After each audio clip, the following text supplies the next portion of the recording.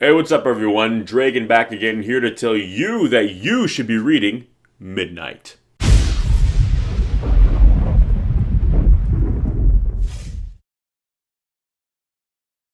So, Midnight is a 1989 science fiction thriller novel written by Dean Koontz, who some of you guys probably already remember we talked about once on the show when we discussed Watchers.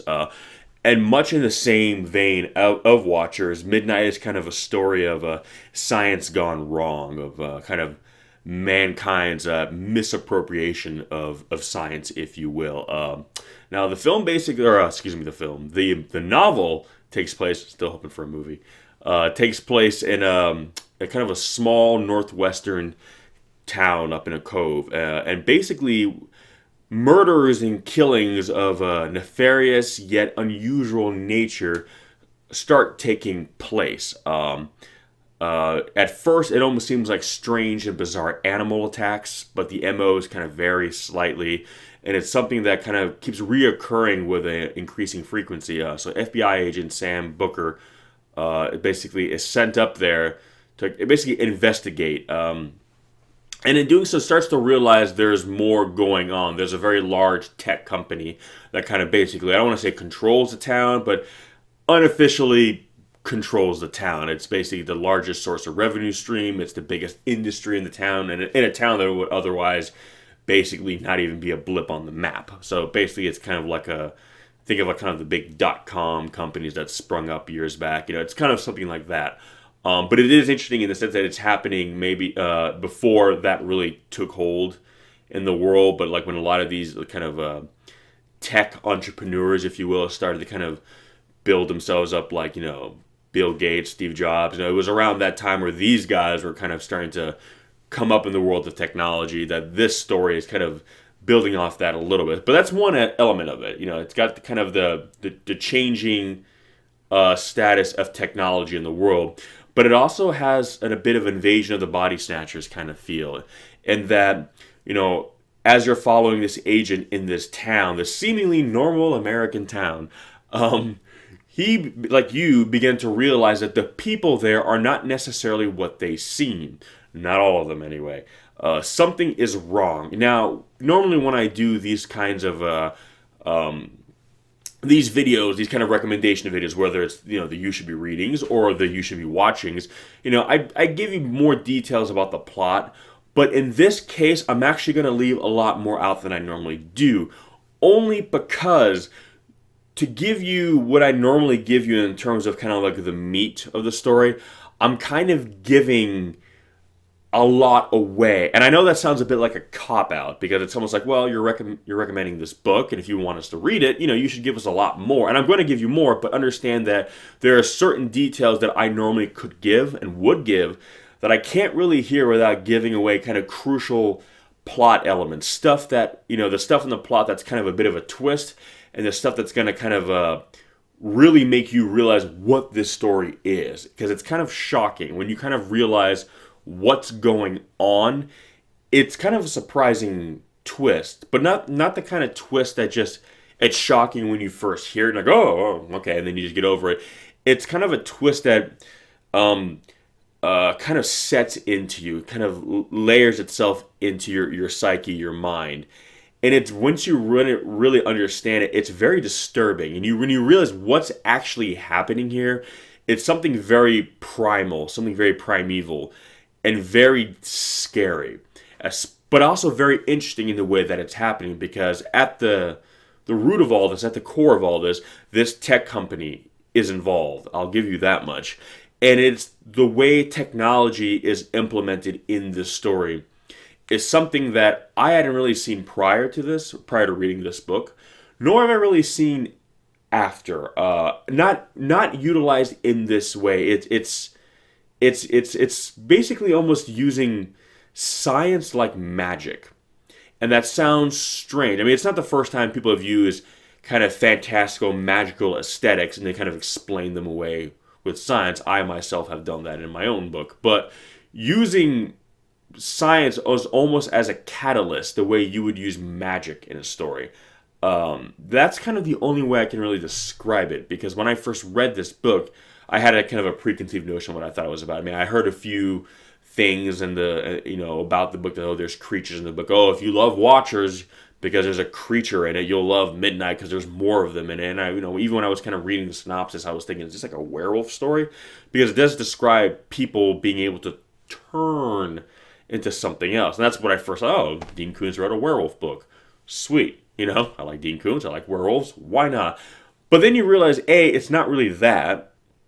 And B, it is so much more than that. And it is it deals with paranoia. It deals with kind of our increasing reliance on technology, especially in this time period. It's the late 80s, basically on the verge of the 90s. The world was starting to change. Technology was moving to the forefront of how we live our lives. It was kind of just before really the internet kind of became a thing, became available to the masses. But it's showing you technology that was perhaps once kind of only available in the private sector, and seeing how the government was using, how these private industries were using it, and a lot of the stuff that would later become kind of made for public consumption. And also, it's interesting to see these kinds of stories where you have someone kind of trapped, in this case trapped in this small town, cut off, and how they would have to try to survive it and get word out, kind of pre-internet, pre-mobile phones, cell phones for all my North Americans, and how, because nowadays it's something that happens, the first thought everyone's like, well, just pick up your cell phone and be like, help, you know what I mean? But back then, how you would have to kind of circumnavigate, an issue like that without kind of the ease of modern technology as we know it today. So it is interesting to it does feel like almost like a bit of a time capsule piece, seeing how this story would play out then, and in your mind you can kind of contrast and compare of how it would play out today. But yeah, again, it deals with the issues of technology, our reliance on technology, our trust in technology, how anytime a new piece of tech comes out that's supposed to make our lives better, we trust it wholeheartedly. We just take really without asking questions. And not to this say that we shouldn't utilize technology, we shouldn't trust technology, but at the same time not losing our cognitive ability to kind of reason and ask questions, in the sense that, okay, when someone offers you something, ask questions. What is it? How does it work? Educate yourself on the technology. Just don't accept it blindly. And that's kind of what this story is about. It's how humanity is evolving, and how humanity is evolving in conjunction with technology, and how it's changing our species, not just what we are, but how we evolve, how we grow, and how we do so differently from kind of the rest of the natural world, because we have technology. We have this element in our existence that makes us different from all other biological life, and how perhaps the lines between biology and technology might begin to blur in terms of how evolution is spurred forward.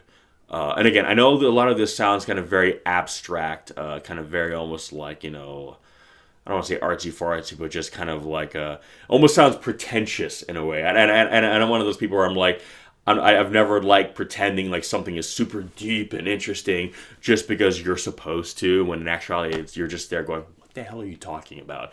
So I understand that maybe this kind of synopsis or kind of way of explaining this story might very much come across like that. As I'm saying, I can hear myself and I'm like, ah. But understand that when you read it, you'll understand why I couldn't just kind of give you more of the specifics, because it would kind of ruin a lot of stuff for you. But then you'll also understand what it is I mean by what I'm saying, that kind of our reliance and our almost blind trust in technology. And at the end of the day, technology is just an extension of the human species. It's technology can be whatever we want it to be. So it is good or bad or in between, depending on the intention of those behind it, those producing it. So the question is, don't question technology, question the people behind the technology. Question them and their motives. And sometimes if things seem to be too good to be true, we've all heard that old adjective. So with that, I recommend Midnight. I know this has been a kind of a strange recommendation video because, again, I really didn't tell you much about it. I kind of basically said, secluded town, technology, late 80s monsters, kind of, maybe. You know what I mean? Again, it's different. It's not, this whole book is not something you can just take at face value. Even if I were just kind of give you the Wikipedia-esque, overview of the plot, it wouldn't do it justice, and it would not give you an accurate assessment of the narrative and what this story is really trying to convey, what Dean Koontz himself was really trying to convey.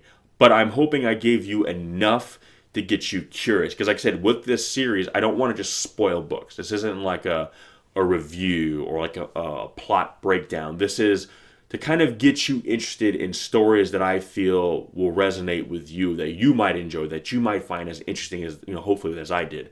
So, yeah, with that, I recommend Midnight by Dean Koontz. Like I said, it's a very ambitious book.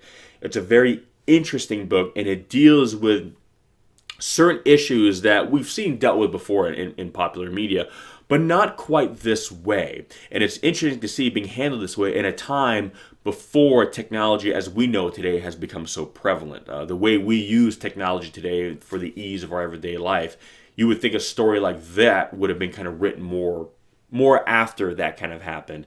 And in a lot of ways, this story now is more relevant than ever, and dare I say, more relevant than when it was written. It applies more now, and it almost seems, dare I say, more plausible now. If you would have read this book in 1989 or the early 90s, I think it would have come across as much more science fiction-y than if you read it today. So if you haven't read it yet and you're going to read it now for the first time, I think the book will resonate on a deeper level with you than it would have had with readers in 1989, because again, it was more far-flung then. But when you see how far technology has come today, how far it's moved, and how quickly it's still moving, and how short the duration time is in between kind of big leaps forward, you realize that maybe, just maybe, something like this could happen. And if it does, or could, or will, it might not be as far off into the future as we might like to think. So it is, with that, a cautionary tale. But I think it's a damn good one, and I think it's very original, highly entertaining, and as always, very well written by Mr. Dean Koontz, so no surprise there. So, Midnight, have you read it? If so, what did you think? Do you think kind of my ambiguous assessment of it is accurate? If you have not read it, go out there and check it out. I'll leave some purchase links in the description section below so you can do that, and come back and give me some of your thoughts. What did you think?